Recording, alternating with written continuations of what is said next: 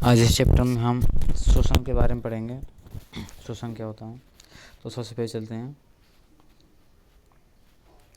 श्वसन सांस लेने व छोड़ने की क्रिया श्वसन कहलाती है। सांस लेने और छोड़ने की क्रिया क्या कहलाती है? श्वसन कहलाती है। यह ऑक्सीकरण की क्रिया है, अर्थात ऑक्सीजन की उपस्थिति में होती है। आगे का पॉइंट है, श्वसन के फलस्वरूप हमें ऊर्जा मिलती है और शरीर में ऊष्मा बनी रहती है। श्वसन से क्या होता है? ऊर्जा मिलती है और शरीर में ऊष्मा बनी रहती है। आगे चलते हैं। नोट, रक्त व श्वसन के द्वारा हमारा शरीर में गर्म रहता है। जब सांस बंद तो हमारा शरीर ठंडा पड़ जाएगा। अगर सांस बंद होगी तो हमारा शरीर ठंडा पड़ जाएगा और आदमी की मृत्यु हो जाएगी। रक्त और श्वसन के कारण ही हमारा शरीर गर्म रहता है। आगे चलते हैं। श्वसन अंग स्तनधारी फेफड़ा द्वारा होती है और कीटों में श्वास नली द्वारा होती है। जलीय जीव में गिल्स या गलफड़ा द्वारा होती है। मेढक में जब जल में रहता है तो गिल्स द्वारा होती है। जब भूमि के अंदर रहता है तो त्वचा द्वारा रहती है और जब धरती पर रहता है तो फेफड़ा द्वारा होती है। मनुष्य सांस फेफड़ों से लेता है। मनुष्य किसे सांस लेता है? फेफड़ों से लेता है। श्वासोच्छ्वास या ब्रीथिंग किसे कहते हैं? श्वासोच्छ्वास या ब्रीथिंग बोलते हैं अंदर लेना और बाहर छोड़ना सांस। तो अंदर लेते हैं, जैसे कि अंदर नाइट्रोजन लेते हैं हम 78% नाइट्रोजन लेते हैं और 78% ही हम नाइट्रोजन बाहर निकाल देते हैं। आगे ऑक्सीजन लेते हैं 20% लेते हैं और 16% बाहर निकाल देते हैं। और CO2 कार्बन डाइऑक्साइड 10.03% लेते हैं और बाहर निकालते हैं हम 4%। कितना बाहर निकालते हैं? 4% निकालते हैं। जल वाष्प से लेते हैं 10.5 लेते हैं हम, निकालते कितने हैं? जल वाष्प 6.5% निकालते हैं, 6.5 निकालते हैं। एक बार फिर समझ लेते हैं। बाहर नाइट्रोजन लेते हैं 78% और 78% ही बाहर निकाल देते हैं। ऑक्सीजन हम 20% लेते हैं, 16% ऑक्सीजन बाहर निकाल देते हैं। और कार्बन डाइऑक्साइड 0.03 लेते हैं और बाहर कितना निकाल देते हैं? कार्बन डाइऑक्साइड 4% निकाल देते हैं। जल वाष्प कितना लेते हैं? 10.5% लेते हैं हम अंदर और निकालते कितने हैं? 6.5% निकाल देते हैं। आगे चलते हैं। श्वसन मार्ग वायु जिस मार्ग का अनुसरण करती है उसे श्वसन मार्ग कहते हैं।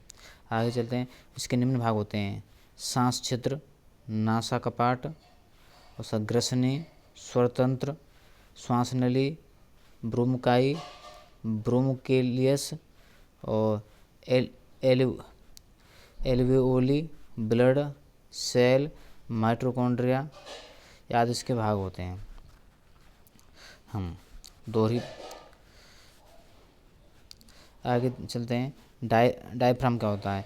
यह वक्ष गुहा के नीचे तथा उदर गुहा के ऊपर पाया जाता है। यह संयोजी ऊतक का बना होता है। सांस छोड़ने में यह 75% योगदान करता है। गर्भवती महिलाओं में निःश्वसन डायफ्राम महत्वपूर्ण भूमिका नहीं निभाता। डायफ्राम टूटने पर व्यक्ति की मौत निश्चित है। डायफ्राम क्या होता है? यह वक्ष गुहा के नीचे तथा उदर गुहा के ऊपर पाया जाता है। संयोजी ऊतक का बना होता है। आगे चलते हैं। ऑक्सीजन सिलेंडर में पर्वत पर जाते हैं तब ऑक्सीजन में क्या होता है? ऑक्सीजन और नाइट्रोजन होती है उसमें। पर्वत पर जाने वालों के लिए ऑक्सीजन और नाइट्रोजन होती है। और समुद्र में जाते हैं तो ऑक्सीजन और नाइट्रोजन होती है। समुद्र में जाते हैं और समुद्र की गहराई में जाते हैं तो ऑक्सीजन और हीलियम होती है।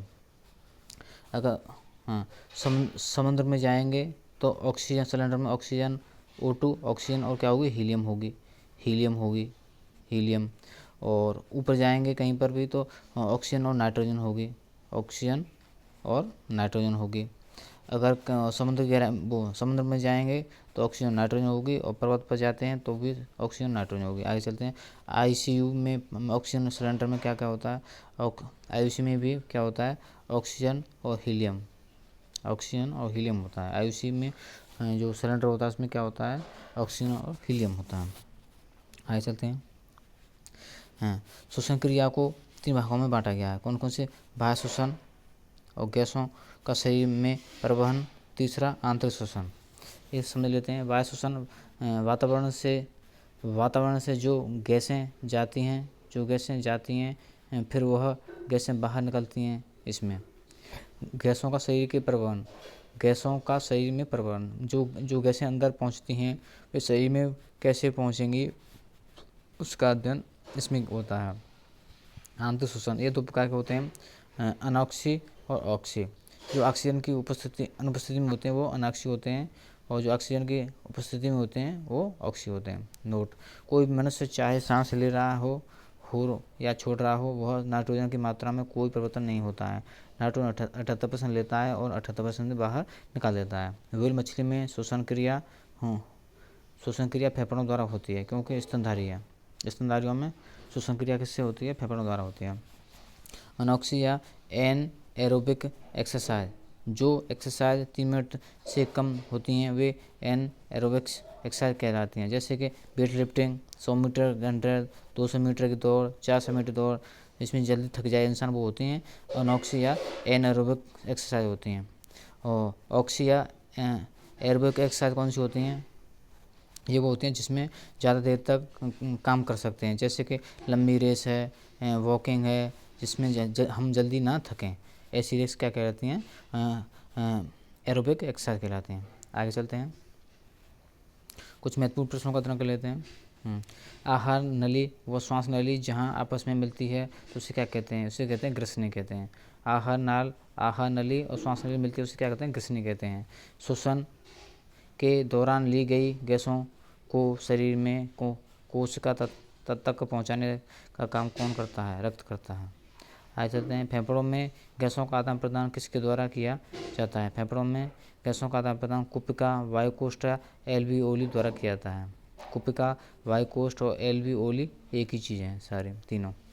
अनाक्षी शोषण में ग्लूकोज का आंशिक विघटन कहाँ होता है? अनाक्षी ऑक्सीजन में ग्लूकोज का आंतरिक विघटन कहाँ होता है? कोशिका द्रव्य में होता है। अनाक्षी शोषण के दौरान एक ग्लूकोज के अणु द्वारा कितनी एटीपी ऊर्जा प्राप्त होती है? 2 होती है। कितनी होती है? 2 होती है। आगे चलते हैं, ऑक्सी शोषण में ग्लूकोज का पूर्ण विघटन कहाँ होता है? ऑक्सी शोषण में ग्लूकोज का पूर्ण माइटोकॉन्ड्रिया में होता है। आगे चलते हैं, ऑक्सी शोषण के दौरान एक ग्लूकोज के अणु द्वारा कितनी एटीपी ऊर्जा प्राप्त होती है? ऑक्सी शोषण के दौरान एक ग्लूकोज के अणु द्वारा कितनी एटीपी ऊर्जा प्राप्त होती है? 36 होती है। कितनी होती है? 36 ऑक्सी शोषण के दौरान। और अनॉक्सी शोषण के दौरान कितनी ग्लूकोज होती है? अनॉक्सी में होती है तुम्हारे साथ 2 एटीपी ऊर्जा बनती है, और ऑक्सी में कितनी बनती है? 36 बनती है। आगे चलते हैं, अनॉक्सी शोषण का अंतिम उत्पाद होता है पायरोविक होता है। क्या होता है? पायरोविक अम्ल होता है। आगे चलते हैं, 10वां, एक बैच में श्वसन दर 15 से 18 मिनट होती है। ये श्वसन में कितनी होती है? 15 से 18 प्रति मिनट होती है श्वसन दर। आज चलते हैं, श्वसन दर को किस यंत्र से नापते हैं? स्पायरोमीटर से नापते हैं। श्वसन दर किससे नापी जाती है? स्पायरोमीटर से नापी जाती है। आगे चलते हैं, सिगरेट व धूम्रपान से फेफड़ों में कौन सा रोग हो जाता है? एम्फाइसिमा हो जाता है।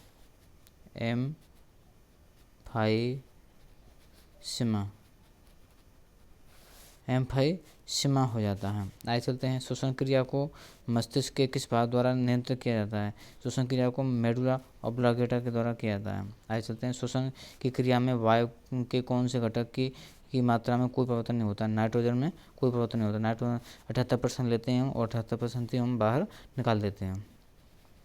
आगे चलते हैं, हमारी छोड़ी गई सांस की हवा में CO2 की मात्रा कितनी होती है? हमारे छोड़ी गई सांस में CO2 कितने निकालते हैं? 4% निकालते हैं। लेते कितने हैं CO2? हम 0.03% लेते हैं। आगे, कैप चक्र में किसका संश्लेषण होता है? कैप चक्र में पायरुविक अम्ल का संश्लेषण होता है। आगे चलते हैं, श्वसन की क्रिया संपन्न होती है। श्वसन क्रिया कहाँ पर संपन्न होती है? माइटोकॉन्ड्रिया में होती है। माइटोकॉन्ड्रिया को ऊर्जा का पावर हाउस भी कहा जाता है, और श्वसन क्रिया कहाँ संपन्न होती है? माइटोकॉन्ड्रिया में होती है। आगे चलते हैं, मनुष्य में ब्रीथिंग या श्वासोच्छ्वास के दौरान कितनी वाली वायु में ऑक्सीजन की मात्रा होती है? 16% होती है। कितनी होती है? 16% निकालते हैं। मतलब हम लेते अंदर कितने % लेते हैं? 20% के आसपास हम लेते हैं, या 21 के आसपास लेते हैं, या 20 मान लो उसे, और निकालते कितने हम? 16 निकालते हैं। आगे, मानव फेफड़े में कूपिकाएँ होती हैं 600 से 800 मिलियन होती हैं। कूपिकाएँ कितनी होती हैं? मानव के फेफड़े में कूपिकाएँ होती हैं 600 से लेकर 800 मिलियन होती हैं। आगे चलते हैं, मनुष्य के दाएं एवं बाएं फेफड़े में कितने भागों में विभाजित होते हैं? दायां 3 भागों में होता है विभाजित और बायां 2 भागों में होता है। दायां बड़ा होता है, बायां छोटा होता है। इसमें आगे चलते हैं, मनुष्य का आवरण है प्लूरल, फेफड़े का आवरण होता है प्लूरल झिल्ली होता है। आगे चलते हैं, यदि रक्त में CO2 की सांद्रता बढ़ जाती है तो श्वसन दर क्या होगी?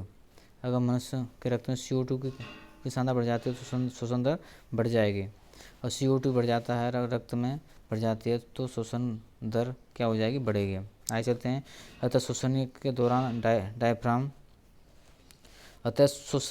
के दौरान डायफ्राम संकुचित होकर चपटा हो जाता है। आगे चलते हैं, सामान्य संवातन ब्रीथिंग में अंदर ली गई तथा बाहर निकाली गई गैसों का आयतन होता है 500 ml होता है। आगे, वायु को ट्रेकिया श्वास नली में जाने का मार्ग कौन सा होता है? ग्लोटस होता है, ग्लोटस वाल्व होता है। आगे चलते हैं, किस समय पर श्वसन दर सबसे कम होती है? सोते समय श्वसन दर सबसे कम होती है। आगे चलते हैं, सांस द्वारा कितनी पानी प्रतिदिन शरीर से वाष्प के रूप में बाहर निकलता है? 400 ml निकलता है वाष्प के रूप में। कितना निकलता है? 400 ml। आगे चलते हैं, ऑक्सीजन रुधिर में कहाँ घुली रहती है? ऑक्सीजन रुधिर में कहाँ घुली रहती है? RBC के हीमोग्लोबिन में होती है, RBC के हीमोग्लोबिन में होती है। आगे चलते हैं, अशुद्ध रुधिर में कार्बन डाइऑक्साइड कहाँ घुली रहती है? अशुद्ध रुधिर में कार्बन डाइऑक्साइड प्लाज्मा में घुली रहती है। आगे चलते हैं, एक साधारण स्वस्थ मनुष्य में प्रतिदिन रुधिर द्वारा कितनी ऑक्सीजन कोशिकाओं तक पहुँचाई जाती है? 350 लीटर पहुँचाई जाती है, 350 लीटर। एक साधारण स्वस्थ मनुष्य में प्रतिदिन रुधिर द्वारा कितनी ऑक्सीजन कोशिकाओं तक पहुँचाई जाती है? कितनी ऑक्सीजन हम कोशिकाओं तक पहुँचाता है एक स्वस्थ मनुष्य में प्रतिदिन रुधिर द्वारा, रक्त द्वारा कितनी ऑक्सीजन पहुँचती है कोशिका में? 350 लीटर, 350 लीटर पहुँचती है। आगे चलते हैं, श्वसन के द्वारा हम किन किन पदार्थों का उत्सर्जन करते हैं? श्वसन के द्वारा हम अमोनिया तथा अन्य वाष्पशील पदार्थों का करते हैं। श्वसन के द्वारा हम किन किन पदार्थों का उत्सर्जन करते हैं? अमोनिया और अन्य वाष्पशील। आगे, श्वास नली की लंबाई कितनी होती है? 12 सेंटीमीटर होती है। श्वास नली की लंबाई कितनी होती है? 12 सेंटीमीटर होती है। आज के लिए इतना ही काफ़ी। जय हिंद, जय भारत।